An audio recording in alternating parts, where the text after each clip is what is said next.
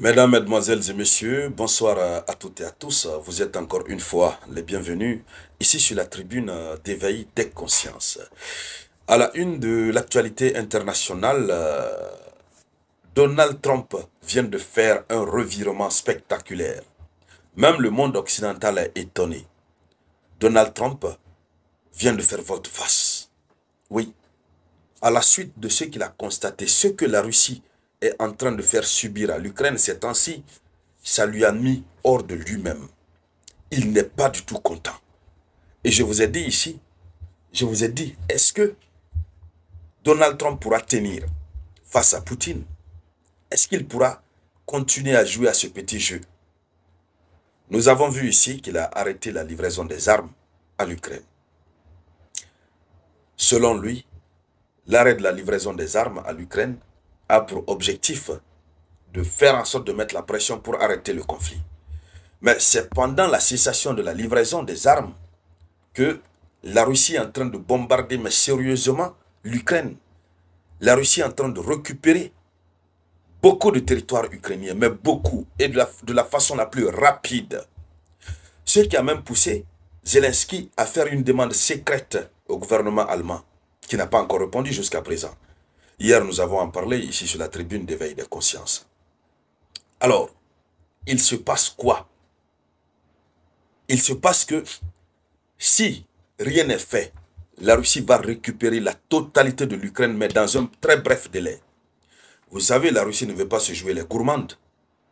La Russie veut aller pas à pas, manger petit à petit les territoires ukrainiens. Mais la manière dont la Russie bouffait avant et maintenant, ce n'est plus la même chose. La Russie a changé de cadence.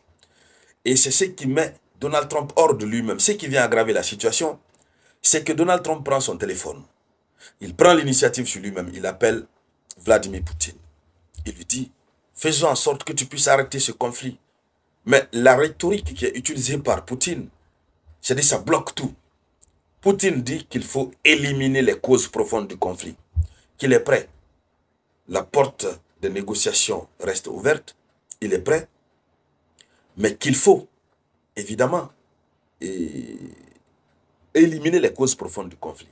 Et dès que Poutine dit ça, c'est que c'est terminé. Parce que quand il dit éliminer les causes profondes du conflit, c'est autre chose. Ce sont des conditions que l'Ukraine refute et c'est difficile à réaliser. C'est donc ainsi que Donald Trump, très fâché, a décidé de reprendre la livraison d'armes, beaucoup d'armes d'ailleurs à l'Ukraine. Et Donald Trump prend cette décision, mais tout en sachant que le stock d'armement américain est critique, est à un niveau critique. Puisque Joe Biden lui-même avait laissé ce stock à un niveau très critique. Et pendant ce temps, les trois chefs d'État européens sont en train de bourdonner dans ses oreilles. Vont. Le quatrième eux-mêmes s'est ajouté puisque nous avons la Pologne, dont le Premier ministre, la dernière fois, est sorti pour dire à Donald Trump, il dit, Monsieur le Président, Vladimir Poutine se moque de vous. Oui, parce que juste après leur échange, le lendemain, Poutine a fait subir à la capitale ukrainienne, Kiev, ce que Poutine a fait subir, c'était autre chose. Ils ont bombardé. Oui, toute la nuit, juste après leur échange. Donc c'est une autre forme de réponse pour les personnes intelligentes. Alors, voici ce qui fait très très mal à Donald Trump. Mais pendant ce temps, Donald Trump a besoin, il veut vraiment le prix Nobel de la paix. Il veut ça. Mais en quelque sorte, il est en train d'être contraint par Vladimir Poutine et par Zelensky aussi. Donc, il a déclaré qu'il va reprendre l'envoi des armes. Bon, est-ce que c'est juste pour dissuader la Russie? Ou bien c'est juste pour enlever, on va le dire comme ça, les regards sur lui? Mais est-ce que l'Amérique a les capacités de continuer de livrer l'Ukraine? Puisque les missiles que l'Ukraine utilise sont produits. En un mois, c'est 60 seulement qu'ils peuvent produire. Donc, alors dans le cadre de cette vidéoconférence, mesdames, mesdemoiselles et messieurs, c'est de cela que nous allons parler. Mais avant d'aller dans les profondeurs, je vous demande de partager la vidéo au maximum. Mettez beaucoup de j'aime, beaucoup de likes. Et n'oubliez surtout pas de cliquer sur s'abonner. Oui, oui. Abonnez-vous. Pour ceux qui ne sont pas encore abonnés, veuillez vous abonner. Voilà, si c'est votre première fois de tomber sur la vidéo. Alors, allons-y dans les profondeurs. Selon l'information officielle, mécontent contre Vladimir Poutine, Trump va envoyer plus d'armes défensives à l'Ukraine. Donc là, cette fois-ci, il parle d'armes défensives. Alors, il parle d'armes défensives. Selon les médias occidentaux, eux-mêmes, la Maison-Blanche fait encore volte-face sur le dossier ukrainien. Quelques jours après l'annonce d'une suspension de certaines livraisons américaines et au moment où la diplomatie se heurte à une impasse, Donald Trump a finalement décidé d'envoyer des armes supplémentaires à Kiev. Il a dit ceci.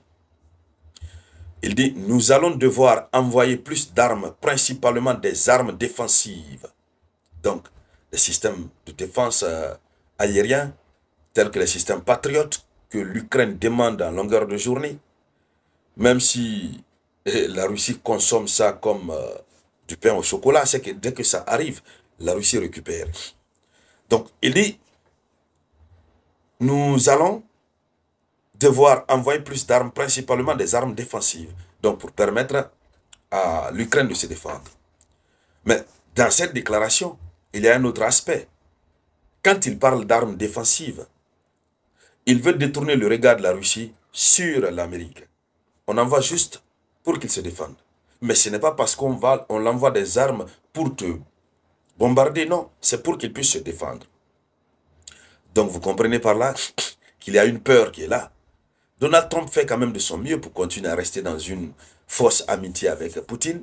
Et surtout, il fait son mieux pour éviter d'entrer en conflit direct avec la Russie. Parce qu'il sait que la Russie s'est préparée. La Russie s'est vraiment préparée et la Russie est dotée de technologies que lui-même envie. Il a fait des déclarations quand il est nouvellement venu au pouvoir en janvier, depuis le 20 janvier 2025. Il avait dit qu'il devrait collaborer avec la Russie pour qu'on puisse, la Russie puisse exporter chez eux des, comment on appelle, des compétences technologiques.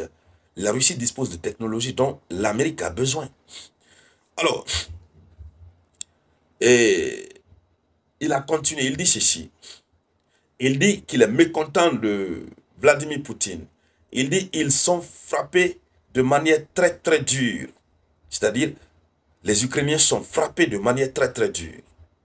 Alors, donc, il s'est dit aussi qu'il est très mécontent d'un appel téléphonique organisé la veille avec Vladimir Poutine. Il dit qu'il veut aller jusqu'au bout, juste continuer à tuer les gens. Oui, voici ce qu'il dit. Il dit, et ce n'est pas bien. Donc, il n'est pas content de Vladimir Poutine. C'est ça, la raison. Mais, ce qu'il a dit, est-ce qu'il va mettre en œuvre? Point d'interrogation. Voilà, mesdames, mesdemoiselles et messieurs, pour le moment, la une de l'actualité internationale. Merci de la partager au maximum. Je vous reviens tout à l'heure avec de nouvelles actualités. C'était La Voix